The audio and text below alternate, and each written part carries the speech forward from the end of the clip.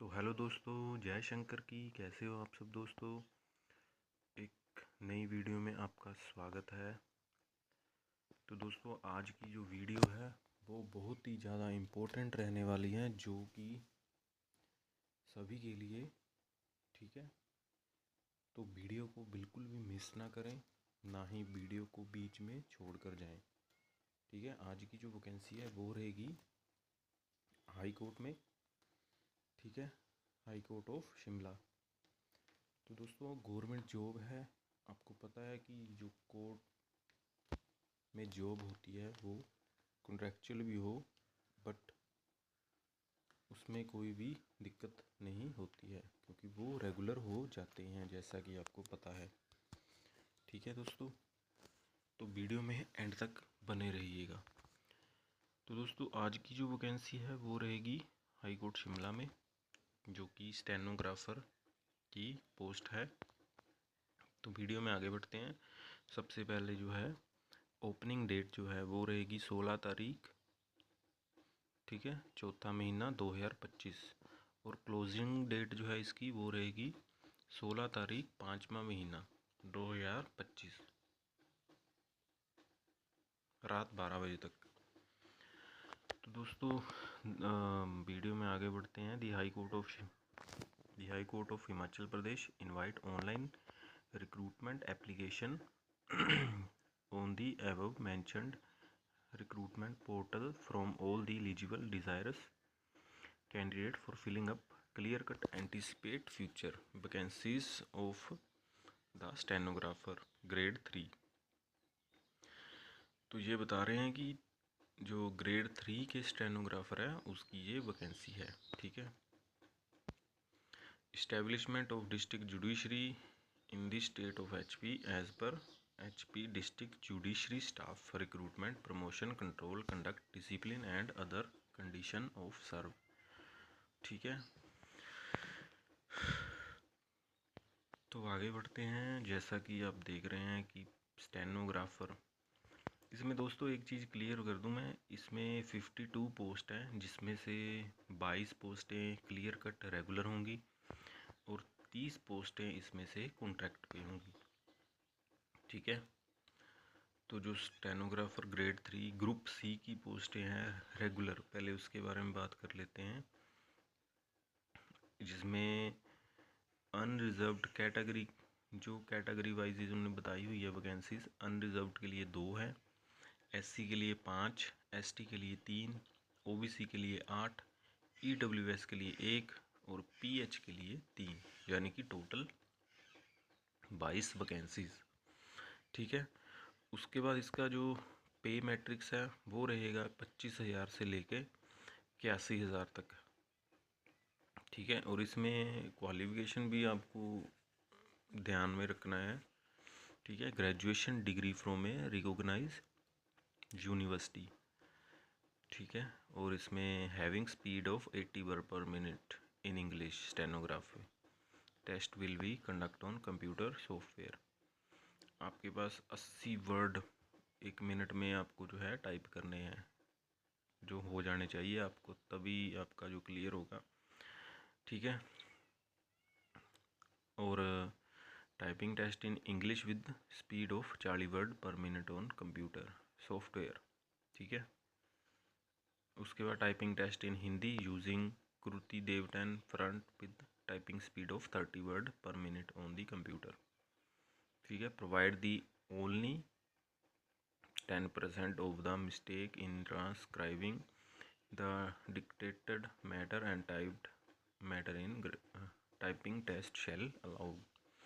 In the other word, the candidate committing more than 10% mistake in transcripting the dictated matter and the typed matter in typing test shall be declared as unqualified. ठीक है, इन्होंने बोला है कि आपके पास सिर्फ 10% जो है मिस्टेक आपकी अलाउड रहेगी। ठीक है, उसके बाद अगर कैंडिडेट कमिट करता है कि 10% मिस्टेक मोर जो ट्रांसक्राइबिंग में होगा dictate matter and the type matter typing test shall be declared as a unqualified, यानी कि आपको 10% की मिस्टेक होगी। अगर कैंडिडेट बोलता है 10% और के लिए, तो आपको जो है अनक्वालिफाइड कर दिया जाएगा। ठीक है,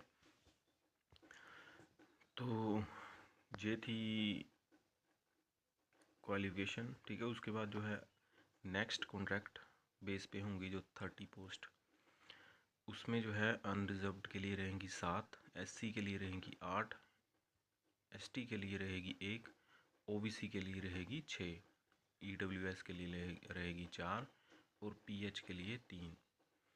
ठीक है,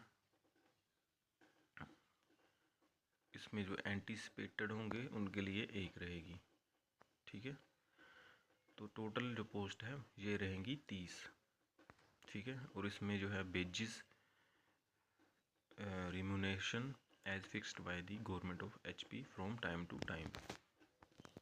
इसका जो पे लेवल रहेगा वो रहेगा अकॉर्डिंग टू गवर्नमेंट नॉर्म्स। ठीक है, और जो एजुकेशन है वो सेम रहेगी, जैसे इसमें ग्रेजुएशन मांगी है, 80 word per minute in English stenography.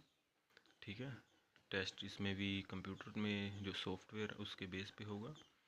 उसके बाद इंग्लिश में जो है टाइपिंग स्पीड होगी 40 वर्ड पर मिनट, और जो हिंदी में होगा वो रहेगा 30 word per minute on computer. ठीक है, वही सेम चीज़ है, इसमें भी 10% आपकी मिस्टेक जो है वो माफ़ हो जाएगी, लेकिन अगर आप बोलोगे कि 10% और चाहिए तो वो नहीं होगा। और इसमें एक नोट में भी दिया हुआ है, the candidate who have applied earlier in response to advertisement number DJ miscellaneous 2024 date 28/11/2024 for the post of stenographer grade 3 district judiciary need not to apply again afresh. Their earlier application for the post will be considered against the advertisement. उन्होंने बोला है कि अगर आपने 2024 में जो है date 28 तारीख को निकले थे फॉर्म, अगर उस टाइम पे आपने अप्लाई किया हुआ है, ठीक है, तो आपको जो है अप्लाई करने की ज़रूरत नहीं है। ठीक है, बाकी इन्होंने एब्रीवेशन में नीचे दिया है कि अनरिजर्व्ड के लिए 2 है, एससी के लिए 3, शेड्यूल्ड ट्राइब के लिए 4, ओबीसी के लिए 5, ईडब्ल्यूएस के लिए 6, फिजिकली हैंडीकैप के लिए 7, RNP rules 2022 the HP judiciary staff recruitment promotion control conduct discipline and other condition of service rule 2022 DV document verification होगा इसमें। ठीक है, सिलेक्शन प्रोसेस, उसके बाद ऑनलाइन रिक्रूटमेंट एप्लीकेशन कैटेगरी और एचपी हिमाचल प्रदेश।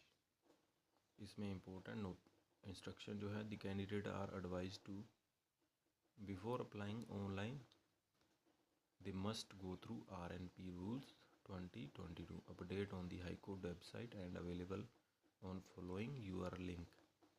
ठीक है, उसके बाद बोलते हैं कि candidate must ensure their eligibility in respect of essential qualification, कि आपको जो है एलिजिबल होना ज़रूरी है तभी आप अप्लाई करें। ठीक है, उसके बाद बोलते हैं the candidate are required to upload copy of essential qualification matriculation certificate of age age proof and any higher qualification ETC to avoid rejection. अपनी जो है आपको कॉपीज़ क्वालिफिकेशन की मैट्रिकुलेशन सर्टिफिकेट एज प्रूफ का होना चाहिए, हायर एजुकेशन जो भी आपने करी है। ठीक है, ये आपको जो है अपलोड करने हैं, अदरवाइज़ आपका फॉर्म जो है रिजेक्ट हो जाएगा अगर आपकी एलिजिबिलिटी जो है उन्होंने मांगी हुई वो सेम ना हुई।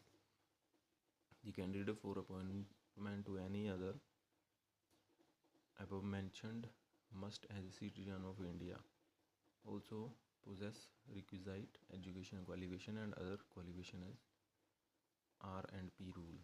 ठीक है, आपकी जो है आप इंडिया से होना ज़रूरी चाहिए।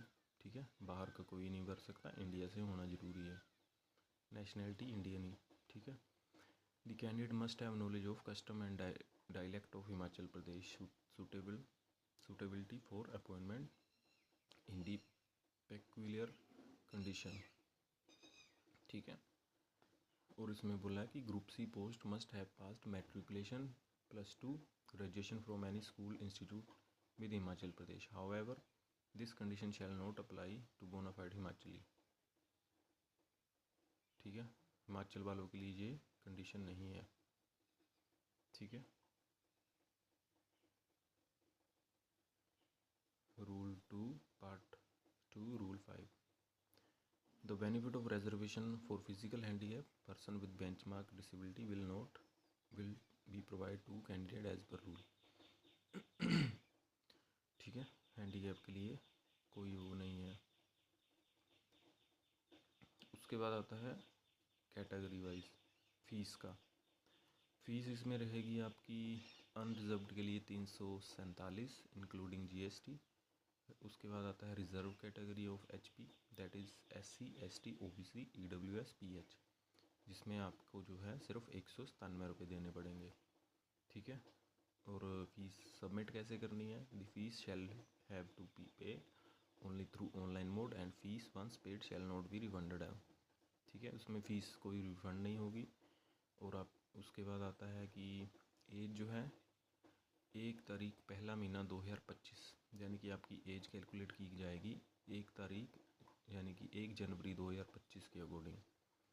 ठीक है, और एज में सबसे मेन बात है, एज अनरिजर्व्ड के लिए रहेगी और EWS के लिए रहेगी 18 से 45।